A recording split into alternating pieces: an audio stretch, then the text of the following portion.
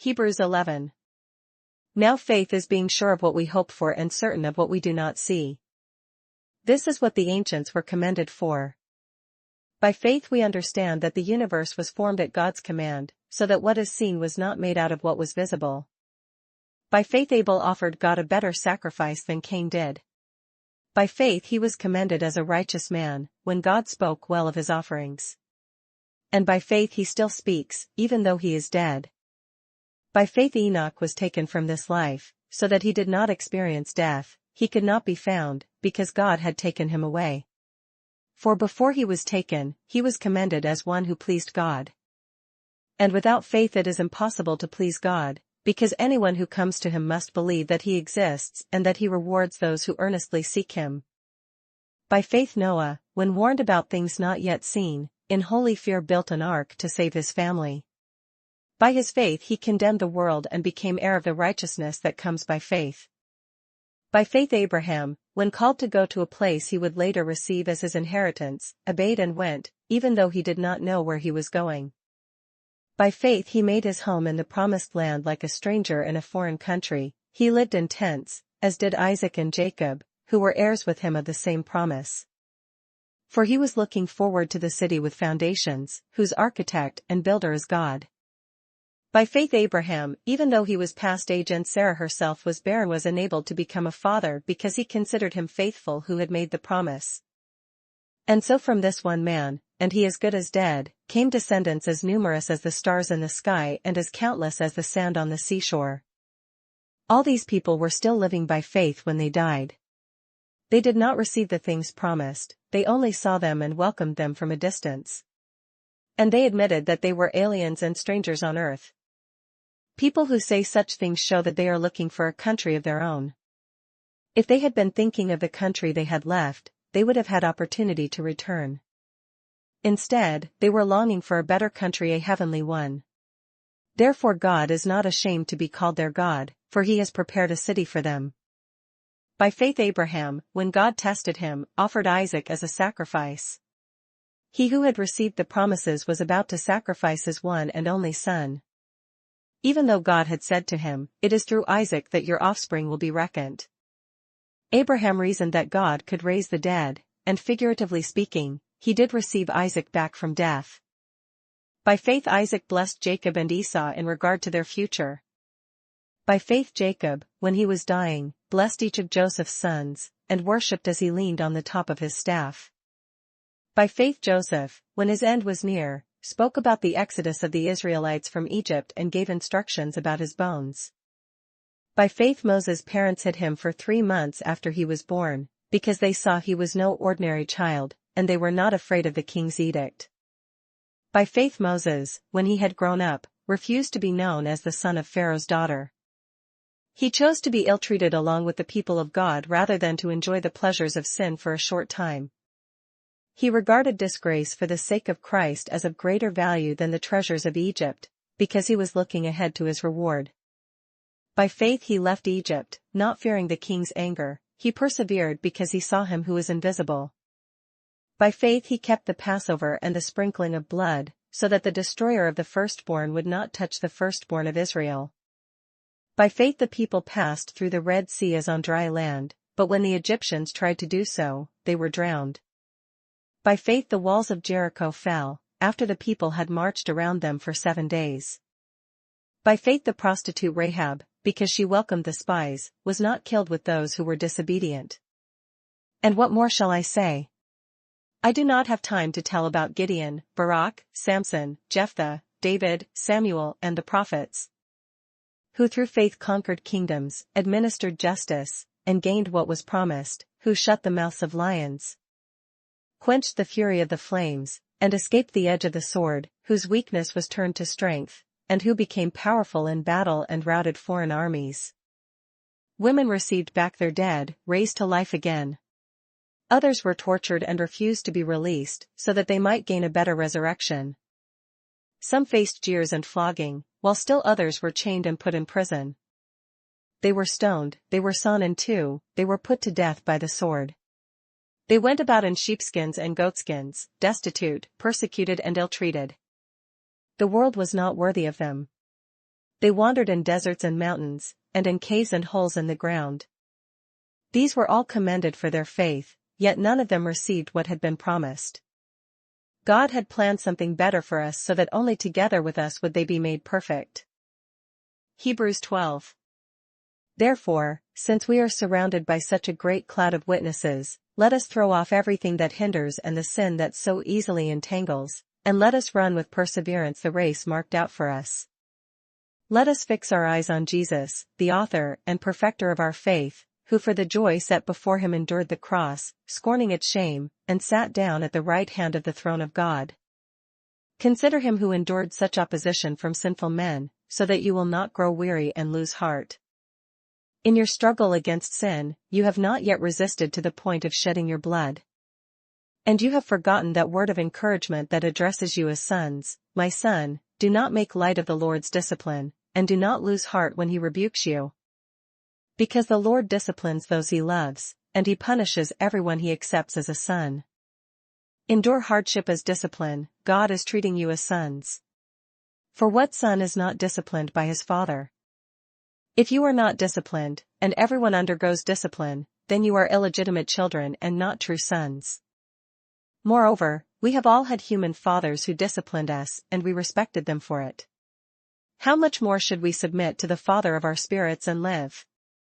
Our fathers disciplined us for a little while as they thought best, but God disciplines us for our good, that we may share in his holiness. No discipline seems pleasant at the time, but painful. Later on, however, it produces a harvest of righteousness and peace for those who have been trained by it. Therefore, strengthen your feeble arms and weak knees. Make level paths for your feet, so that the lame may not be disabled, but rather healed. Make every effort to live in peace with all men and to be holy. Without holiness no one will see the Lord. See to it that no one misses the grace of God and that no bitter root grows up to cause trouble and defile many. See that no one is sexually immoral, or is godless like Esau, who for a single meal sold his inheritance rights as the oldest son. Afterwards, as you know, when he wanted to inherit this blessing, he was rejected. He could bring about no change of mind, though he sought the blessing with tears. You have not come to a mountain that can be touched and that is burning with fire, to darkness, gloom and storm. To a trumpet blast or to such a voice speaking words that those who heard it begged that no further word be spoken to them. Because they could not bear what was commanded, if even an animal touches the mountain, it must be stoned. The sight was so terrifying that Moses said, I am trembling with fear. But you have come to Mount Zion, to the heavenly Jerusalem, the city of the living God. You have come to thousands upon thousands of angels in joyful assembly. To the church of the firstborn, whose names are written in heaven. You have come to God, the judge of all men, to the spirits of righteous men made perfect. To Jesus the mediator of a new covenant, and to the sprinkled blood that speaks a better word than the blood of Abel. See to it that you do not refuse him who speaks. If they did not escape when they refused him who warned them on earth, how much less will we, if we turn away from him who warns us from heaven? At that time his voice shook the earth, but now he has promised, once more I will shake not only the earth but also the heavens. The words once more indicate the removing of what can be shaken, that is, created things, so that what cannot be shaken may remain. Therefore, since we are receiving a kingdom that cannot be shaken, let us be thankful, and so worship God acceptably with reverence and awe. For our God is a consuming fire. Judges 15. Later on, at the time of wheat harvest, Samson took a young goat and went to visit his wife. He said, I'm going to my wife's room. But her father would not let him go in. I was so sure you thoroughly hated her, he said, that I gave her to your friend. Isn't her younger sister more attractive? Take her instead. Samson said to them, this time I have a right to get even with the Philistines, I will really harm them. So he went out and caught 300 foxes and tied them tail to tail in pairs. He then fastened a torch to every pair of tails. Lit the torches and let the foxes loose in the standing corn of the Philistines. He burned up the shocks and standing corn, together with the vineyards and olive groves. When the Philistines asked, who did this, they were told, Samson, the Timnite's son-in-law, because his wife was given to his friend. So the Philistines went up and burned her and her father to death. Samson said to them, "Since you've acted like this, I won't stop until I get my revenge on you." He attacked them viciously and slaughtered many of them. Then he went down and stayed in a cave in the rock of Etam. The Philistines went up and camped in Judah, spreading out near Lehi. The men of Judah asked, "Why have you come to fight us?" "We have come to take Samson prisoner," they answered, "to do to him as he did to us." Then 3,000 men from Judah went down to the cave in the rock of Etam and said to Samson, "Don't you realize that the Philistines are rulers over us? What have you done to us?" He answered, "I merely did to them what they did to me." They said to him, "We've come to tie you up and hand you over to the Philistines." Samson said, "Swear to me that you won't kill me yourselves." "Agreed," they answered. "We will only tie you up and hand you over to them. We will not kill you." So they bound him with 2 new ropes and led him up from the rock. As he approached Lehi, the Philistines came towards him shouting. The Spirit of the Lord came upon him in power. The ropes on his arms became like charred flax, and the bindings dropped from his hands. Finding a fresh jawbone of a donkey, he grabbed it and struck down 1,000 men. Then Samson said, "With a donkey's jawbone I have made donkeys of them. With a donkey's jawbone I have killed 1,000 men." When he finished speaking, he threw away the jawbone, and the place was called Ramath-Lehi. Because he was very thirsty, he cried out to the Lord, "You have given your servant this great victory. Must I now die of thirst and fall into the hands of the uncircumcised?" Then God opened up the hollow place in Lehi, and water came out of it. When Samson drank, his strength returned and he revived. So the spring was called En-Hakkore, and it is still there in Lehi. Samson led Israel for 20 years in the days of the Philistines. Judges 16. One day Samson went to Gaza, where he saw a prostitute. He went in to spend the night with her. The people of Gaza were told, "Samson is here." So they surrounded the place and lay in wait for him all night at the city gate. They made no move during the night, saying, "At dawn we'll kill him." But Samson lay there only until the middle of the night. Then he got up and took hold of the doors of the city gate, together with the 2 posts, and tore them loose, bar and all. He lifted them to his shoulders and carried them to the top of the hill that faces Hebron. Some time later, he fell in love with a woman in the valley of Sorek whose name was Delilah. The rulers of the Philistines went to her and said, "See if you can lure him into showing you the secret of his great strength and how we can overpower him so that we may tie him up and subdue him. Each one of us will give you 1,100 shekels of silver." So Delilah said to Samson, "Tell me the secret of your great strength and how you can be tied up and subdued." Samson answered her, "If anyone ties me with 7 fresh thongs that have not been dried, I'll become as weak as any other man." Then the rulers of the Philistines brought her 7 fresh thongs that had not been dried, and she tied him with them. With men hidden in the room, she called to him, "Samson, the Philistines are upon you." But he snapped the thongs as easily as a piece of string snaps when it comes close to a flame. So the secret of his strength was not discovered. Then Delilah said to Samson, "You have made a fool of me, you lied to me. Come now, tell me how you can be tied." He said, "If anyone ties me securely with new ropes that have never been used, I'll become as weak as any other man." So Delilah took new ropes and tied him with them. Then, with men hidden in the room, she called to him, "Samson, the Philistines are upon you." But he snapped the ropes off his arms as if they were threads. Delilah then said to Samson, "Until now, you have been making a fool of me and lying to me. Tell me how you can be tied."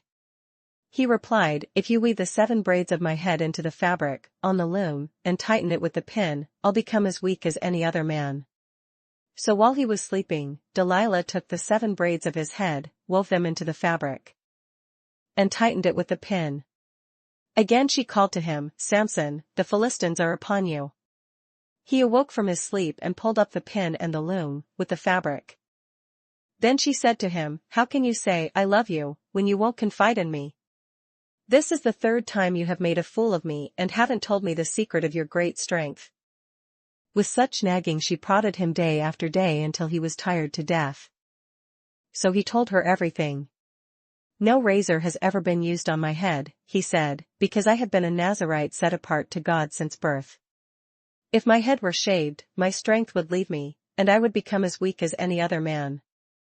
When Delilah saw that he had told her everything, she sent word to the rulers of the Philistines, "Come back once more, he has told me everything." So the rulers of the Philistines returned with the silver in their hands. Having put him to sleep on her lap, she called a man to shave off the 7 braids of his hair, and so began to subdue him. And his strength left him. Then she called, "Samson, the Philistines are upon you." He awoke from his sleep and thought, "I'll go out as before and shake myself free." But he did not know that the Lord had left him. Then the Philistines seized him, gouged out his eyes and took him down to Gaza. Binding him with bronze shackles, they set him to grinding in the prison. But the hair on his head began to grow again after it had been shaved. Now the rulers of the Philistines assembled to offer a great sacrifice to Dagon their god and to celebrate, saying, "Our God has delivered Samson, our enemy, into our hands." When the people saw him, they praised their God, saying, "Our God has delivered our enemy into our hands, the one who laid waste our land and multiplied our slain." While they were in high spirits, they shouted, "Bring out Samson to entertain us." So they called Samson out of the prison, and he performed for them. When they stood him among the pillars, Samson said to the servant who held his hand, "Put me where I can feel the pillars that support the temple, so that I may lean against them." Now the temple was crowded with men and women, all the rulers of the Philistines were there, and on the roof were about 3,000 men and women watching Samson perform. Then Samson prayed to the Lord, "O sovereign Lord, remember me. O God, please strengthen me just once more, and let me with one blow get revenge on the Philistines for my 2 eyes." Then Samson reached towards the 2 central pillars on which the temple stood. Bracing himself against them, his right hand on the one and his left hand on the other, Samson said, "Let me die with the Philistines." Then he pushed with all his might, and down came the temple on the rulers and all the people in it. Thus he killed many more when he died than while he lived. Then his brothers and his father's whole family went down to get him. They brought him back and buried him between Zorah and Eshtaol in the tomb of Manoah his father. He had led Israel for 20 years. Psalms 114. When Israel came out of Egypt, the house of Jacob from a people of foreign tongue, Judah became God's sanctuary, Israel his dominion. The sea looked and fled, the Jordan turned back. The mountains skipped like rams, the hills like lambs. Why was it, O sea, that you fled, O Jordan, that you turned back? You mountains, that you skipped like rams, you hills, like lambs? Tremble, O earth, at the presence of the Lord, at the presence of the God of Jacob, who turned the rock into a pool, the hard rock into springs of water.